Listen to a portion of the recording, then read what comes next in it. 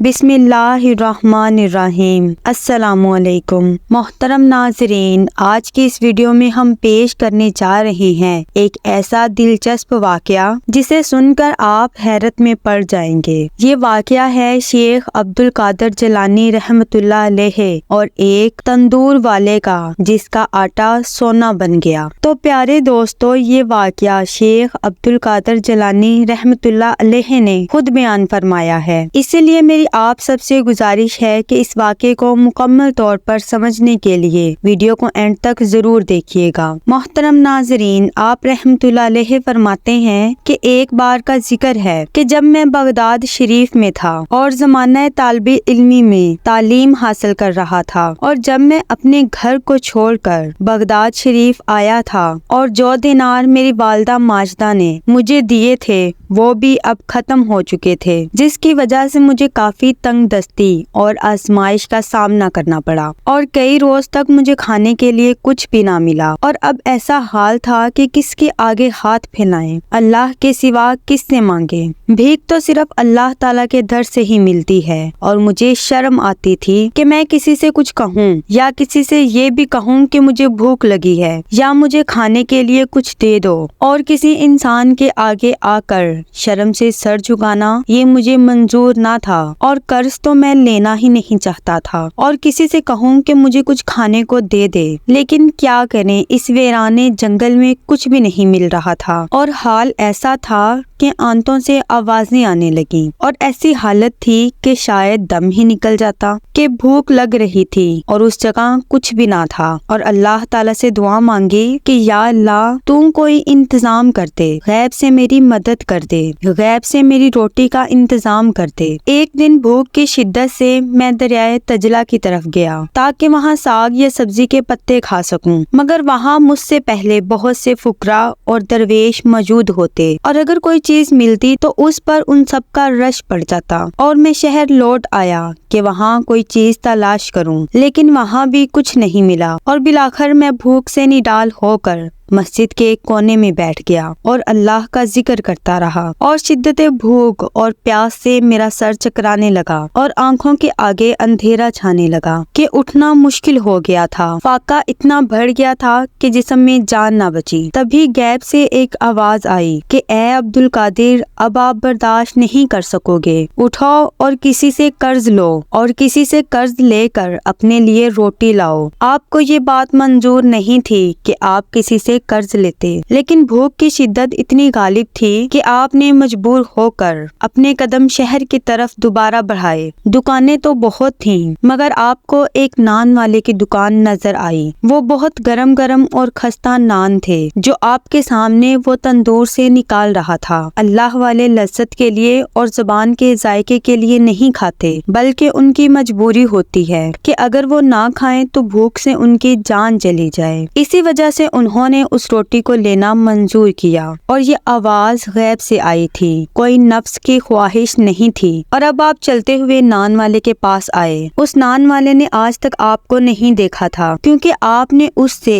یا کسی سے بھی روٹی نہیں لی تھی، اور اس نان والے کے دل میں اللہ تعالیٰ نے ان کے لیے یہ بات ڈال دی تھی کہ یہ اللہ تعالیٰ کے برگزیدہ بندے ہیں، اور جوانی میں ہی اللہ تعالیٰ کی طرف رجوع کر چکے ہیں، طالب علم ہیں، اسی لیے ان کی روٹی کا انتظام کیا جائے۔ اور اس کے دل میں خود بخود آپ کی عزت آ گئی، اور ایسا لگنے لگا کہ وہ آپ کو پہچانتا ہے، آپ کی بہت عزت کرتا ہے۔ آپ فرمانے لگے کہ وہ مجھ سے کہنے لگا آپ عبد القادر جیلانی ہیں؟ تو میں نے کہا کہ ہاں، میں عبد القادر جیلانی ہوں، وہی عبد القادر جو بغداد شریف میں علم حاصل کرنے آیا ہے۔ آپ نے فرمایا کہ ہاں میں وہی ہوں۔ تو نان والے بھائی نے کہا کہ آپ کیا لینا چاہتے ہیں؟ آپ نے فرمایا کہ اگر میں روز تم سے ایک نان لوں تو کیا تم مجھے دو گے؟ مجھے بہت بھوک لگی ہے اور بھوک سے پڑا نہیں جا رہا۔ تو نان بھائی کہنے لگا کہ ارے آپ کیسی باتیں کرتے ہیں، یہ تو سب آپ کا ہے، ایک نان کیا، آپ تو پوری دکان لے لیں، مجھے کوئی اعتراض نہیں ہوگا۔ لیکن میں نے کہا کہ نہیں، مجھے صرف ایک نان ہی چاہیے، اور روزانہ مجھے ایک نان دے دینا، اور اس کے بدلے جب بھی میرے پاس پیسے ہوں گے تو میں تمہیں قرض لوٹا دوں گا، کیونکہ میں اپنے سر پر کوئی بھی قرض نہیں رکھتا۔ نان والے نے کہا کہ حضرت مجھے کوئی مسئلہ نہیں، میں نے آپ سے کہہ کہہ دیا ہے یہ سب آپ کا ہے اور جتنا دل چاہے آپ نان لے سکتے ہیں، لیکن میں نے کہا کہ مجھے صرف ایک ہی نان چاہیے جس سے میرا پیٹ بھر جائے اور جس کی وجہ سے مجھ سے پڑھا جا سکے۔ اس کے بعد میں نے نان لیا اور واپس جنگل میں آ گیا اور اللہ کا شکر ادا کیا اور میں اپنی کتاب پڑھنے لگا، علم حاصل کرنے لگا۔ علم کی منزل طے کیے جا رہا تھا۔ یہ علم دنیا کا علم نہیں تھا بلکہ اسرار اور امور کھل رہے تھے، وہ باتیں پتہ چل رہی تھیں جو کسی عام انسان کو پتہ نہیں چلتی۔ یقیناً یہ وہ علم تھا جس سے دنیا اور آخرت کو فائدہ پہنچنے والا تھا۔ اور اب یوں ہی دن گزرتے گئے۔ ایک دن آپ کے دل میں خیال آیا کہ میں تو روز اس نان والے سے نان لیتا ہوں اور وہ مجھے بڑی محبت سے نان دیتا بھی ہے اور میری عزت بھی بہت کرتا ہے، لیکن کیا یہ ٹھیک ہے کہ میں قرض پر قرض لیتا جا رہا ہوں جبکہ میں نے اس سے وعدہ کیا تھا کہ میں یہ اپنا قرض لوٹا دوں گا، لیکن میرے پاس تو پیسے نہیں ہیں، تو پھر میں کہاں سے اسے نان کے پیسے واپس کروں گا؟ یہ خیال اتنی شدت سے مجھے آیا کہ میں نے کہا کہ اے عبد القادر کہ قرض تو قرض ہوتا ہے اور تم قرض کی روٹی کھاتے جا رہے ہو، کچھ تو کرنا پڑے گا۔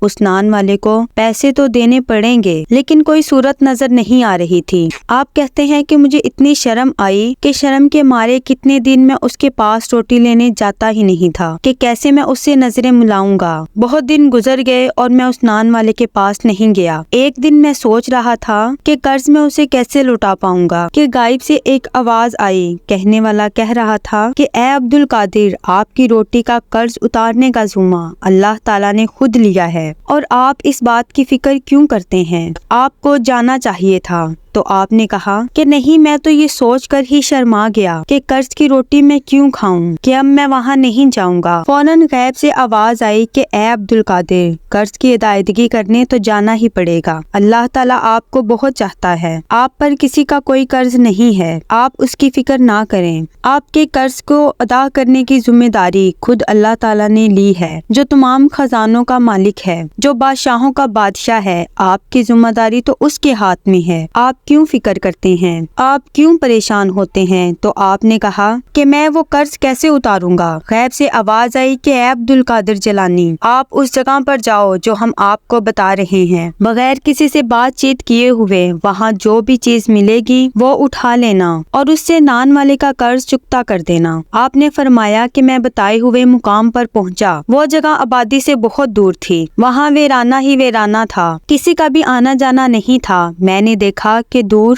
ایک تھیلا چمک رہا ہے اور اس تھیلے کے پاس گیا اور کھول کر دیکھا تو وہ آٹے کا تھیلا تھا اور کوئی معمولی آٹے کا تھیلا نہیں تھا، بلکہ لگ رہا تھا کہ تازہ آٹا پیس کر تھیلے میں بھرا گیا ہے۔ آپ نے فرمایا کہ میں دل ہی دل میں بہت خوش ہوا اور دل کو اطمینان آ گیا۔ میں نے آٹے کے اس وزنی تھیلے کو اٹھایا اور نان والے کے پاس آ گیا۔ اس نے کہا کہ حضور یہ کیا ہے؟ میں نے کہا کہ خود دیکھ لو۔ وہ اسے آٹے کا تھیلا ہی سمجھ رہا تھا، پر جیسے ہی اس نے تھیلے کو کھولا تو مارے حیرت کے اس کی چیخ نکل گئی۔ وہ پریشان ہو گیا، کہنے لگا کہ یہ کیا ہے؟ میں نے کہا کہ کیا دیکھا تم نے؟ اس نے کہا حضور یہ آٹے کا تھیلا نہیں ہے بلکہ اس کے اندر تو سونا ہی سونا ہے۔ اس نے کہا کہ حضرت اتنی جلدی کرنے کی کیا ضرورت تھی، اور اگر آپ نے دینا ہی تھا تو چند سکے ہی دے دیتے، روٹیاں اتنی زیادہ نہیں تھیں اور کچھ دن تو آپ میرے پاس آئے ہی نہیں تھے اور میں آپ کا انتظار کر رہا تھا، اور جب آپ آئے ہیں تو سونے سے بھرا تھیلا لے کر آئے ہیں۔ حضرت قرض تو اتنا زیادہ نہیں تھا